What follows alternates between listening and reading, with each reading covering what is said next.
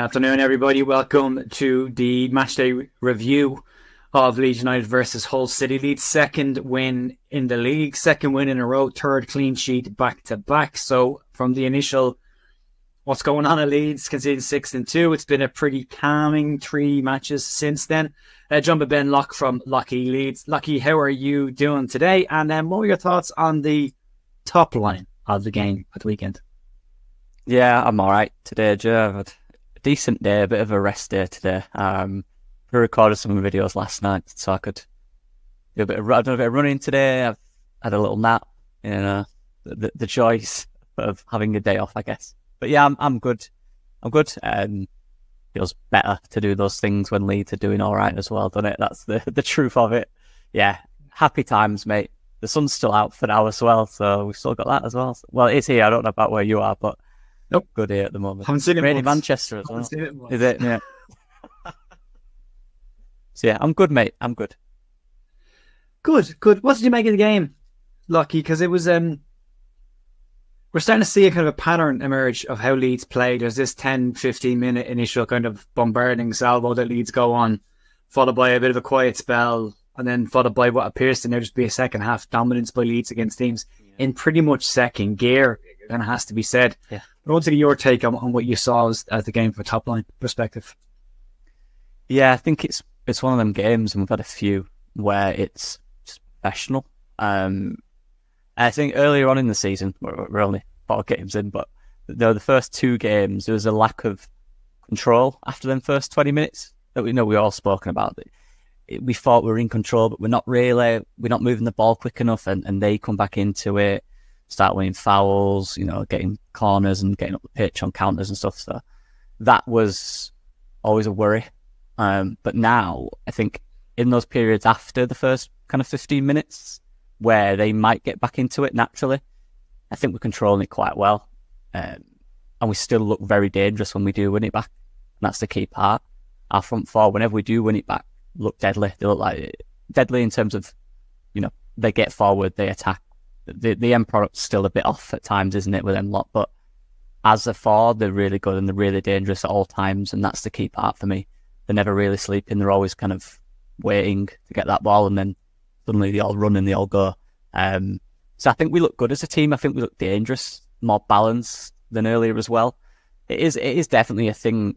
I think that's because of how quick we start. I don't think you can keep that up, that kind of effective for 90 minutes. You can keep up, obviously, the pace and stuff like that, but to be effective for 90 minutes like that is tough. But I think we found a way to kind of be effective without being on the ball, and that's important as well, because earlier on in the season, again, two games ago, we kind of lost that. So it's good from that dynamic. And Joe, the kind of word that keeps popping up for me is professional. I just think we look professional. Fairly solid. It was worrying. You got? I was saying, fairly solid all the way through. That's all. We look good, Yeah. Last year the word was effective. This year it very much appears to be professional. It seems to be the word that everyone's using after the game as well. If that's a professional performance, like Leeds did exactly what they needed to do, and no more than what they needed to do, but no less either. So Leeds went in, got the job done, got it done comfortably enough in the end. Yeah. And you're like, we're okay, but I still think there's levels to Leeds. I still think there's more. Definitely more, especially in the second half when Olays are starting 4 games into the season with 15-20 minutes to go, and you start seeing Olays going around the ground at 2-0. There's more to this, and Leeds can up that tempo. But I completely agree with you. I think it was an incredibly professional performance. That drop off in the middle, Lockie, I want to talk a little bit about that. We've seen it last year at times, and we really struggled to get going again last year once we dropped off into this really slow tempo. I talked about it at length consistently last season about this Leeds just not being the same team with a slow tempo as they are with a faster tempo. We saw it again this season creeping in every single game, but it appears to be lessening with every game, which would suggest that there's a bit of work done on it. Rather than it being a 20-minute spell in the first half where Leeds dropped off and lost possession, it appeared to be kind of a 10-minute scrappy spell where Leeds were just trying to fight to get back hold of the game. Then Hull got their little spell for a bit, but then Leeds took it over again and brought it into half-time pretty cool, and then when the second half happened, it was all Leeds. Yeah, and you're right, it is a thing. I think it's common for teams like us who are heavily reliant on quick tempo and possession. I think it is a thing, because there's going to be times like you're against opposition as well who are going to try to do everything to negate that, and there will be periods in games where they will do that. It's how you react when you've not got the ball. Just maintaining, winning the second balls, be aggressive in duels, all that kind of stuff, winning your headers still. As long as that stuff stays, it's kind of all right. And I think it did, and that helps with Pascal Struijk, who literally any time we get a header, he's won it. Do you know what I mean? Any duels, he's won it. And that helps, because then with the front four as well, whenever there is a loose ball, you've got Aronson, Mato Joseph, and Solomon, whoever it is on that side, winning that second ball. So when you've not really got that possession, you still need to have a threat when you do win it back. And we win it back quick because we're aggressive with Gruev as well, to be fair, and Ampadu. And then we have the front four. So it works. And we did that last year. We saw it against many times where we would sit deeper, but then we'd get the ball on the counter and we'd just score 2 or 3 goals from it. It's about the balance, isn't it? I think it's about always maintaining that kind of threat, even though you're not on the ball. And I think we've found a little way to do that. And I think most of their chances came from us playing the way we play. Like at the end of the day, like when you play up from the back, sometimes communication won't be perfect. Some things will go wrong. It happened twice, I think, in the whole game where we went, "Oh, what's going on here?" But for the most part, I'm all right with it. Yeah, I would like us to go gung ho, 3rd, 4th, 5th gear all the way through, but we're going to need that after the international break against Burnley, and I think that's where we'll need that little step up. Against Hull and these type of sides, with respect, I think we're good enough what we're doing. But Sheffield Wednesday, for example, I think we controlled that for 90 minutes. I thought we were really good in that game. And like I said, in this one, it was predominantly our mistakes. They had little duels and little threats. Their strike was really good. I thought Miller had a little bit, but they didn't have many attacks on our goal, really. I thought we were quite good in defending it as well. Yeah, you're right. I mean, you look at the stats, Leeds 16 shots versus Hull's 9 shots on target. Hull had 2 on target in 90 minutes. Melia makes 2 decent saves for both of them. 5 shots for Leeds on target. Possession-wise, 56% to Leeds, so comfortable enough game in that sense. And then you look at the passing stats, which for Leeds are usually always high, but they're getting higher nearly every single game. 579 pass with a 90% passing accuracy. So we're starting to see the passing accuracy go back up to where it was last season when we had Glenn Kamara on that side. It was a bit sloppier the first couple of games. They got back into that 90%. If you look at the players that have even come in, and we talked about Tanaka an awful lot last week, but there's a player who's consistently in the top 80% when it comes to his passing accuracy. So you're bringing a player straight in there who can do exactly what the other midfielders are doing as well. So it's a big part of how we play. We're a possession-based team. We've got some pace breaking forward, but yeah, I mean, it's a very comfortable looking on paper performance. And when you look at the second half on its own, Leeds are rarely ever stretched in that. There's just a couple of moments in the first half, though, Lucky, that I think people are scratching their heads on. These are the ones, like for me, it's a foul on Joe Rodon. Player isn't looking at the ball and jumps into Joe Rodon. Yeah, I mean, I've seen it from the other angles now, and it's a free kick all day. However, it's not given. They get in behind and they have an opportunity. We've seen a couple of times this season that happen with the centre backs. I want to get your take on it as well. For me, what I've seen is teams aren't necessarily doing what they did against Leeds last year, just dropping into a low block. Teams are leaving players on our centre backs so they can break and go 1v1 against our centre backs, which I think is what's starting to catch us out on counters a little bit more. It's these big long balls that go over. There's a 50-50 one between 1v1 between the two players, and then the scraps afterwards, and they're fighting for them.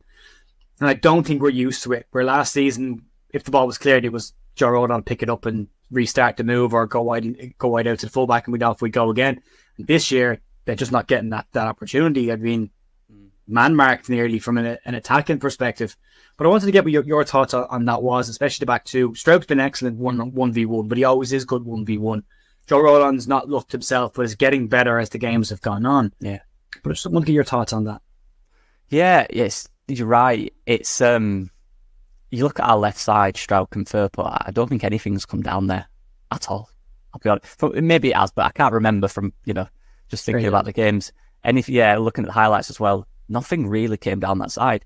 And obviously teams are going to look at that and go, well, we'll target the right side. It's not that it's weaker, it's that there's more proof that you can get down it. Do you know what I mean?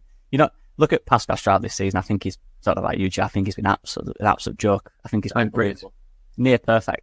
Like for a centre back performance, I can't remember him being beat, losing a duel, losing a header. Same for Firpo as well. I think he's been really good. So naturally, teams are going to see that and go, Bogle's been beat once or twice. Joe Rodon's had a few iffy moments, maybe not as physical as Stroud, as dominant. So you're going to target that, aren't you? And you are seeing that the striker predominantly played between them or on Joe Rodon. And that's obviously, it's not because he's worse than Stroud, he's just not a big physical threat like Stroud is necessarily. Stroud's absolutely massive. And you have seen, I think he's done well at times, Joe Rodon. I think everyone's acting like every touch has been terrible in terms of the duels. He has won a lot. He has won a lot of duels. It's just there is some that he's clearly lost, and you're not used to that because last year he won. Joe Rodon was excellent ground duels. I think I did a video at the end of the season. I think he was the best in the Championship for centre backs, and genuinely one of the best in Europe. I think he had like a 70% ground duels won. So that's the level we're expecting him to be. But when last season, I think a lot of it was either the 10 that they had or an inverted winger would be on Joe Rodon, which he dealt with. I think now, they're really focusing that striker on him. And it's not just him, it's Bogle as well, who's been beat a few times. And that's something he's got to deal with because, they're going to keep doing it. If they get any success from it, they're going to keep doing it. And that's just the way it is. Pascal Stroud's done. Don't do that because you won't beat me. Rodon's got to do the same. I do agree it was a foul. I know people saying it wasn't. He's and people saying he needs to be stronger. How can you possibly? The guy's run at him with momentum into him. How can you be stronger into his back as well? But he's off the ground as well. I mean, and you'll know from playing the game, and I know from playing the game. If somebody's in the air, it's that easy to move them. Like once they're off the ground, it's just that strong move in the air. Yeah, it's impossible.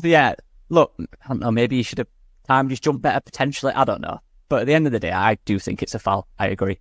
People disagree, whatever. I think it's a foul. I'm screaming all day long for that. But it is a tactic that they're doing. And Joe Rodon's got to deal with that now. He's got to accept that that's going to happen. Him and Bogle, that's going to happen. And he's got to win it. He's got to win those duels now. I think he's capable of it. He did it all last season. We know Joe Rodon is an unbelievable recovery defender. We all know that. Like anything in behind Joe Rodon is there. He'll get there first. But in the air, kind of them physical duels, probably something he's going to have to improve a little bit and work on. It's an interesting tactic, but look, every team has kind of weaknesses that you have to improve, and that's one of them for me. Yeah, it's part of the game, and you have to deal with it. I think you're dead right on Bogle as well. I think we've seen this diagonal ball over his head be a consistent thing with every team, so clearly Bogle is being targeted. Again, I think he's getting better at dealing with it in every single game. He's staying wider, he's not getting sucked in as much as he was in the first two games. I think that could just be getting used to a new team and a new system, whereas maybe he was at Sheffield United, they wanted him a bit more narrower, but now he's trust to learn. You've got to stay out there because we're getting caught. And he's been improving. And also, Joe, you got to just realise as well that Rodon Bogle is a new side. That's a new partnership, brand new, right?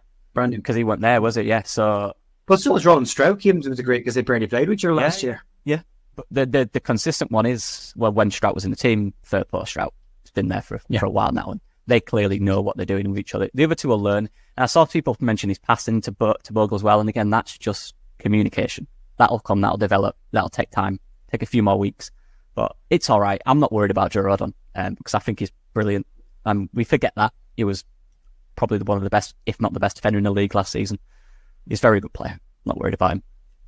Paul's had 3 clean sheets back to back, so he can't be doing everything down because we're not conceding goals right now. And we've got the worst goalkeeper in the league, according to a lot of people. So if Joe Rodon's not doing his job and we've got the worst goalkeeper in the league, then we should be shipping goals every game. We're not. Kept 3 clean sheets. Yeah. And we've looked comfortable. We really have. That's the defensive side of things. I wanted to talk about the front as well. I'm getting more and more impressed with what I see from Mato Joseph. And it's not necessarily from the stuff that we tend to talk about, which is his finishing and getting in good areas and being involved. It's when it's not happening for him is what I'm really interested in.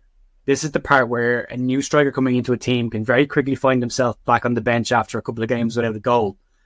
Because why are you contributing if you're not contributing goals? I think in the last 2 matches specifically, I don't think he started particularly well in terms of holding the ball up. I think it's bouncing off him a little bit. He's a bit too keen to get things. His feet maybe get a bit muddled up at times. Yeah. But then he starts to improve. And he doesn't shy away from the game. He gets involved. If the game isn't coming to Mato Joseph, he goes to the game. He goes into wider areas, trying to pick up the ball. He'll drop right back into midfield to get into it. There's a lot of Georgie-isms about what he does to get involved in the match when it's not coming towards him. And then the second half, when it starts to go his way, you start seeing everything that he's been really good at. His hold of play is fantastic. The link of play has been really, really good.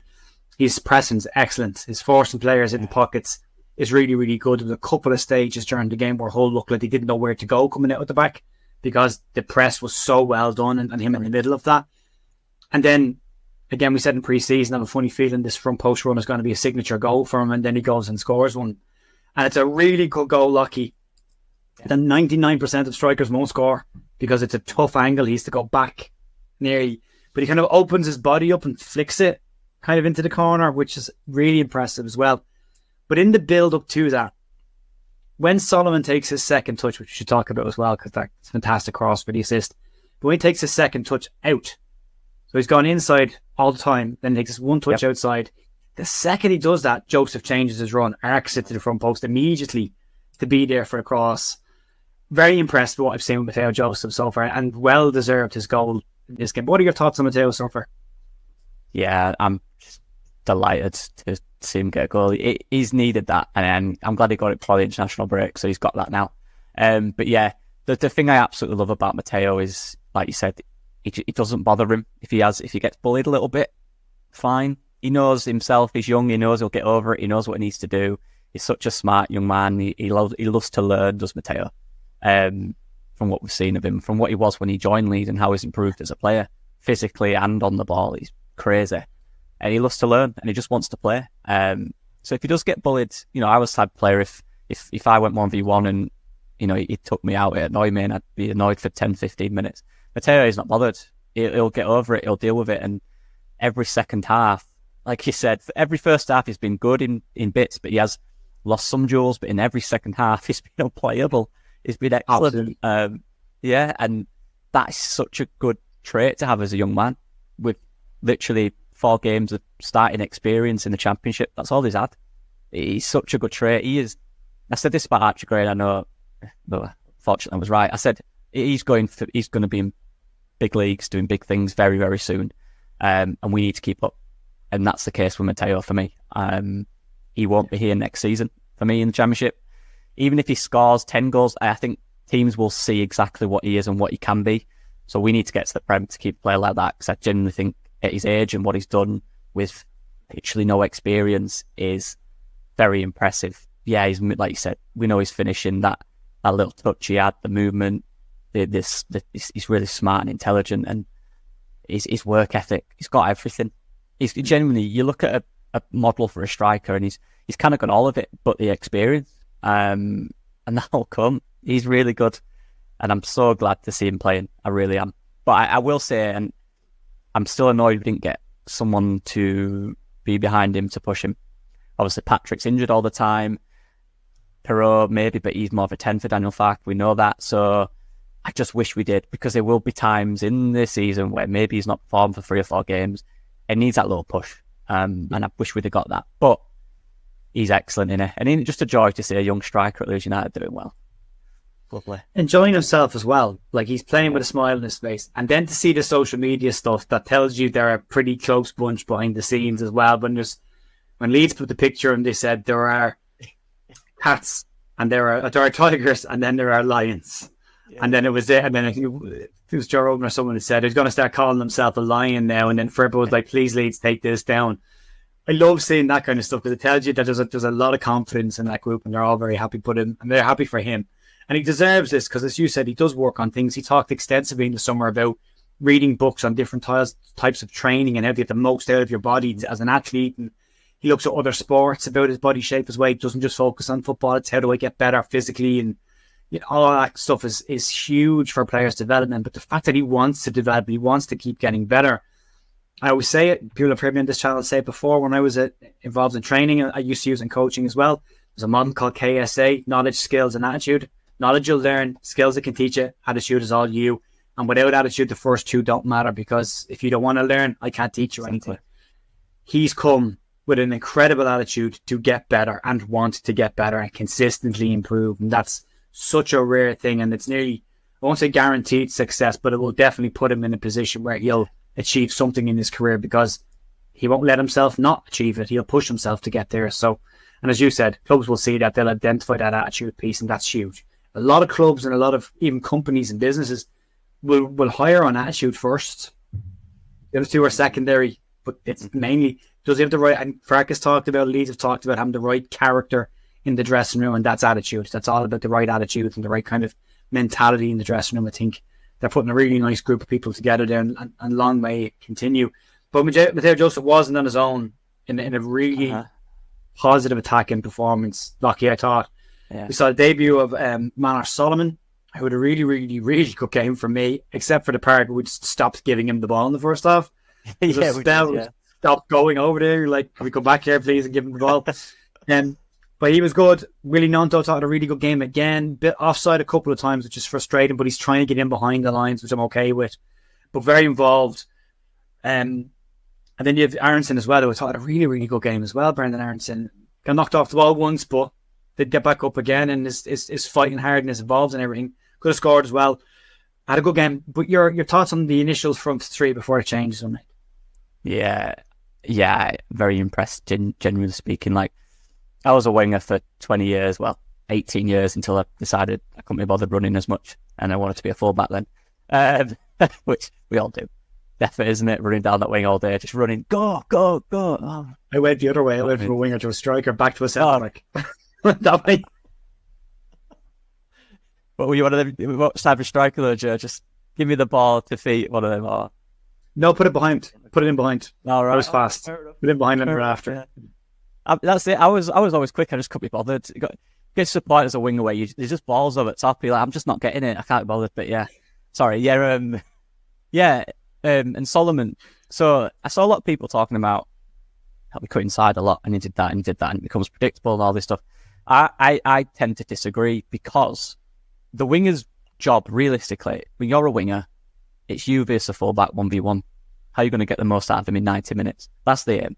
And as a winger, you want to beat him once and get a goal from it. If you beat the fullback once and you get a goal or an assist from that, you've done your job. That's basically the way it works for me. That's how I went up against the fullback anyway. And I wasn't necessarily bothered about, destroying him every time. As long as we're 1v1 and he don't get that ball from me, that's a win for me. Whether I go back or whatever, I beat him. And we saw that in the first half against Coyle. There was 2 or 3 times where he cut inside of him and give it in midfield. Right? He's just testing it, just seeing what he can do. 2 or 3 times where Coyle had to foul him. Some were not given, which I thought were crazy. But I think there was one time where Coyle actually won the ball from him when he tried to go on the outside, actually. So what he did was he just kept doing his thing. He kept slowly going into it. And then in the second half, Hull was so hell-bent on not letting him side that they left a big gap on the outside. And he waited for that moment, because he's a smart player. He waited for that moment and went, oh, there we go, there's the space. And what he did, he got into that space, he took the moment, and he got a goal from it. So he may have only done it once, but it worked, and it was effective. Maybe if he'd have tried that 2 or 3 times in the first half, that opportunity wouldn't have come in the second to get that assist. So that's it for a winger for me. You've got to be smart in what you do. You can't kind of reveal all your tricks straight away, because if it's a smart fullback, they'll know. And Coyle is. So I like that. I get that. I get it. Yeah, he did come inside a lot, but he didn't reveal all his tricks. He had the outside just waiting there, and then he saw the right opportunity and did it. So I'm very impressed with him. Nonto's so close to being excellent in it. He's so close. It's frustrating. And obviously, as I mentioned, as a winger, I was never offside, never. I'm not being sarcastic. I actually was never offside. You shouldn't be. You shouldn't be offside as a winger. No, you're looking across the entire line. I don't get it. I did get it, mate. And you're quick. Every fullback you're against, you're quicker than them. So you don't need to be offside. Just stay 2 or 3 yards behind him. You'll beat him anyway. But I get the eagerness, but yeah, it annoys me when wingers are offside. Strikers I get, but wingers, you do my head in. Stopping offside, it's easy, honestly. But he's so close, Nonto. He's doing all the right things. I don't know what it is. It's just there's something that it's been great, but not excellent. And there's a little something there. I think decision making at times in the final third, his final pass sometimes is a little off. the offside when he's in a good position. His little things stopping him from being excellent. But what I do like about him is he's being consistent. You know, he's playing well. He's always wanting the ball. He's looking dangerous when he gets it. And that will come. I do think he'll get to that level. I do. I think once he does, once he gets maybe a goal and an assist or something, he'll start destroying teams even more. But I've been impressed with him. I just want him. There's little things in games that he just needs to clean up. And once he does that, he'll destroy this league like he already is anyway, but even more. And Aaronson, similar, to be honest. A lot of good things. It's just the detail of the pass at the end for me, for all of our front three, that are just a little off. We saw it with Nonto, even Solomon. That final pass into the fullback or the striker or the other winger, it's just not weighted right. And that's why I was crying out in summer, for that player who can do that final pass, the weighted pass is perfect. And we didn't get it, and that's all I was annoyed about. But as of three, and with Matteo, I think they all look extremely dangerous. They're doing the right things, they're driving at defences, they're beating men, they're making the runs. It's just, they just need to clean up a little bit. And once they do, they'll be able to score 4 or 5 goals a game because they're that good. So yeah, I'm happy with them as a whole. I think they look very dangerous. Just need to clean up the final act for me. And then they'll be absolutely fine, I think.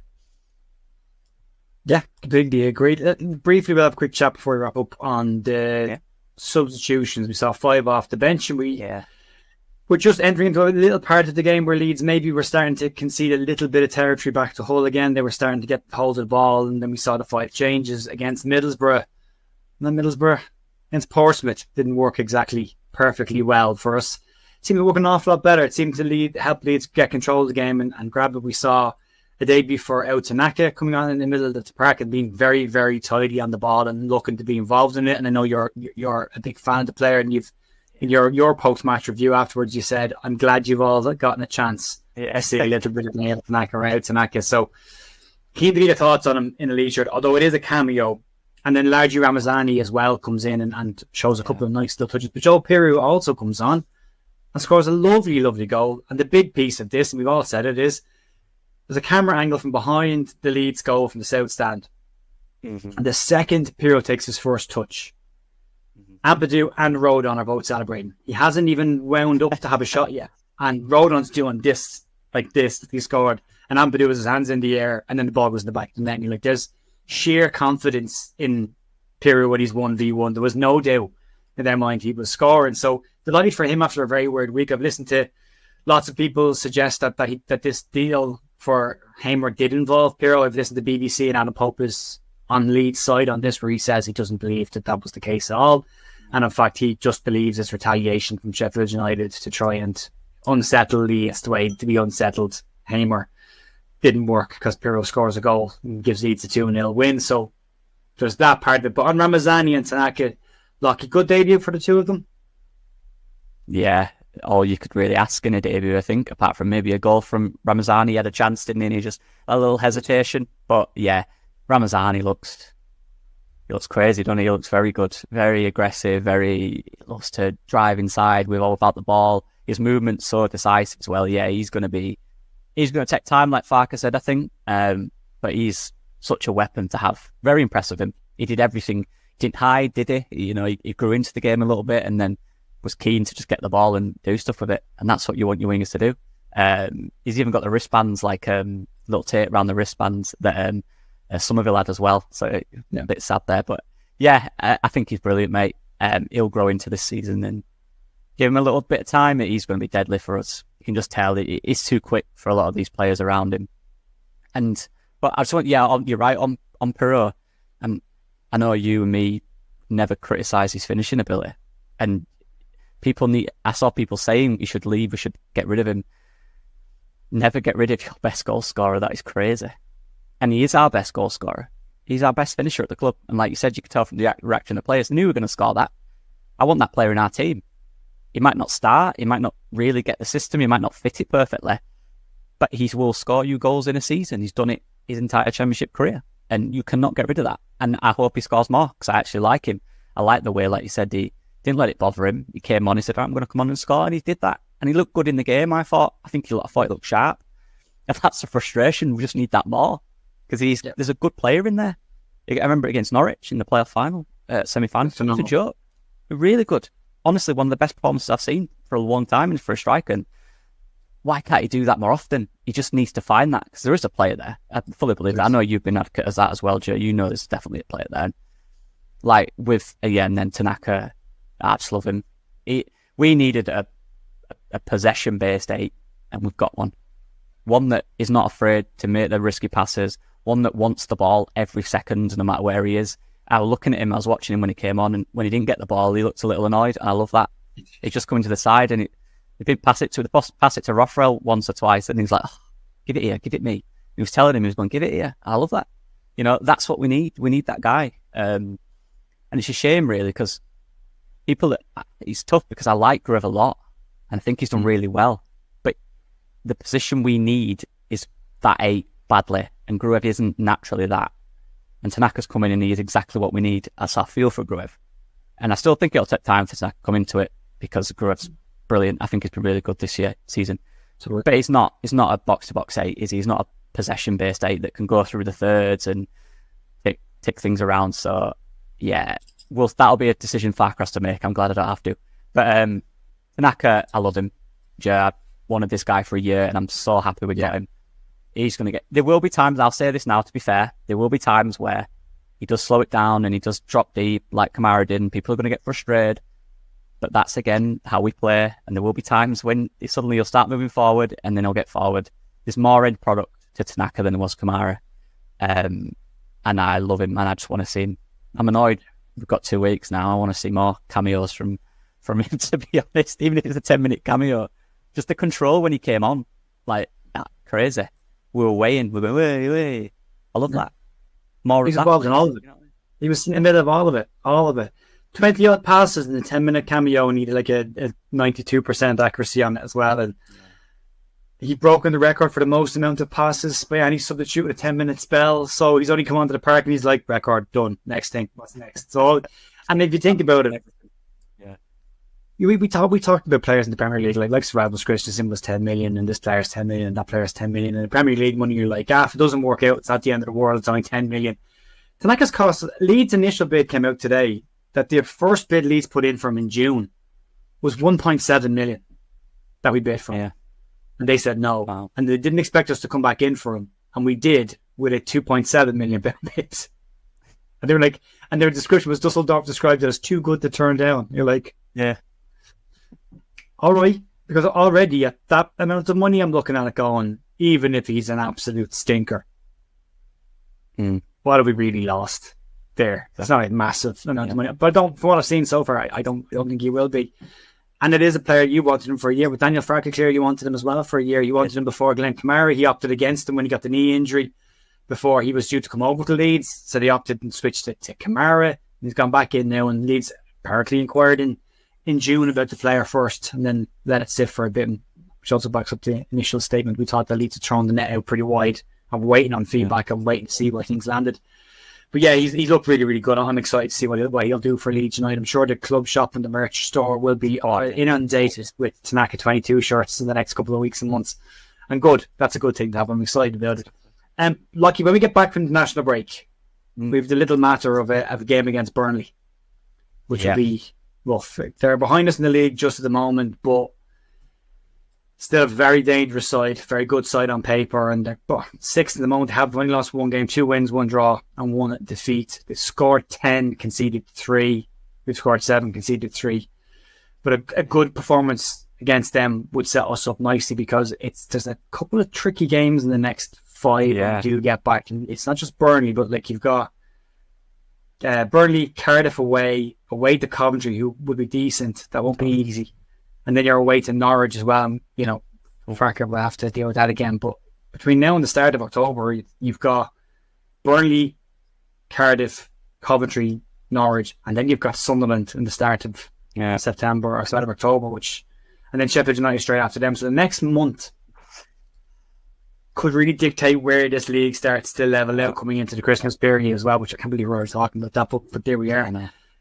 What do you want to see? What are your hopes are coming out in this international break into those games against, as I said, Burnley, Cardiff, Coventry, Norwich, Sunderland and Sheffield United? Well, I think the Burnley one's going to be for many reasons, the toughest game of the season. Not but only because it's Burnley, look, people say it's an excuse. I don't care. We've got 12 internationals off 12. Yeah. Burnley have 4. Big difference. And look, people say it's because of the strength of the squad. Burnley's squad is arguably just as strong as ours. You know what I mean? But their internationals are all their players are all English or French, so they're not getting the national teams, right? Ours are from Japan, Bulgaria, Wales, so they're all getting in. Which is frustrating because as a manager, you'd know, Joe, if you've got 6 players at training and you want to work on it, but 12 of them, the starters, are not there, what can you do? You obviously have to do the analysis, you'll have to give them plans and give them stuff to do themselves, videos to watch. But it's not ideal. It's bad for build-up, especially when the opposition have most of their main players there. So what you have to do is deal with it and get on with it. But it's tough and it's not ideal. And you're not playing a mid-table side, you're playing a team with a very similar squad to you in Burnley. That's going to be a tough game for that reason. And you've got players like Firpo, who's obviously far away. You've got Tanaka, who's in Asia, like whether he'll start or not. But this is going to be tough for us. For that reason, the toughest game of the season, just because of the preparation for me. So if we can get a point from that, I'm saying it now, if we get a point from that, I'll be very happy. I genuinely will be. A point for Burnley with this preparation, I'll be absolutely delighted. And here's another one as well. I believe the Sheffield United game is also after another international break. It is, yeah. There's 14 days between Sunderland and Sheffield United. It's set again. Yeah. Yep. So between now and that game, this period is massive in that sense. If we can, how many is that, 6 games? If we can get 3 or 4 wins in that, I'll be very, very happy. You've got 5 games before Sheffield United. Right, so for them 5, a point at Burnley, and you'd expect the others to a point at Sunderland and the others win, I'd be very, very happy with that. Because this is tough now. This is where it gets tough for the internationals, and it won't go, the next international will have the same amount going, it's the same thing. And a lot of them are new players and need to build and need to understand the system. But hey, that's football, that's the way it is. We'll have to deal with it, and we're capable of winning still. We have a very good squad, so do Burnley. But I believe in these players, I like these players. They know the assignment, they know what they've got to do right now, and these are the games you want to put a statement in the league, don't you? Against Burnley, Sunderland, Sheffield United. These are the games where it counts, and these are the ones where we've got to win. And I'm confident. It'll be tough though, very, very tough. We'll start to see what the top sides in this division are going to look like by the end of that block. I think they have a very, very good understanding of who's in the mix, who's not in the mix. Will Sunderland be able to keep up their unbeaten run that they've gone on so far? Their 100% record so far. West Brom have only dropped points to us, nobody else. They've won the rest of their games. Sheffield United, there's a lot expected from them. Chris Wilder clearly building a siege mentality with Sheffield United, them against everybody else, which is working to a degree. And Coventry were thereabouts last season as well. It won't be any mugs. Cardiff and Norwich won't make it easy for you. Either 2 away games in that mix as well. We have to travel, so it won't be straightforward. It won't be easy. This league is never straightforward and it's never easy. And if Leeds want to get out of it, they're going to have to work for it. But you hope when we come back after this break. The one for me is if Firpo doesn't get back in time, you've got Byram with women there, but also I don't believe Isaac Schmidt is going on international duty. So he has 2 weeks to work with Daniel Farke on his own. And maybe if Firpo can't get back in time for that, then Schmidt lines up as left back and covers that pretty well. He's got 2 good weeks to work with the manager one-on-one. So does Stroke. That's that partnership with the left-hand side, so they could work together, which would be nice to see as well. So plenty of options, which is good. We didn't get our 10, but we've got everything else that we needed to get. And there's options in the 10 that so far for me look okay. So long may that continue. We'll see how it goes. Lucky, massive thanks as always for joining me. Anything on your channel you'd like to plug before we wrap up? I did a video earlier on the performance of the first month. So just ranking each players out of 10, doing a bit of performance review from each individual. And there'll be stuff. I've not got a schedule yet, but there'll be stuff throughout the international break every other day maybe. So yeah. Go check Lucky out. His details will be down below. If you're watching on YouTube, if you listen to the audio, just head over to YouTube and Lucky Leeds is what you're looking for. You'll find him there. Massive thanks, as always, for everyone who supports the channel. I'll be back tomorrow morning for more Leeds news, and I'll talk to you then. See ya.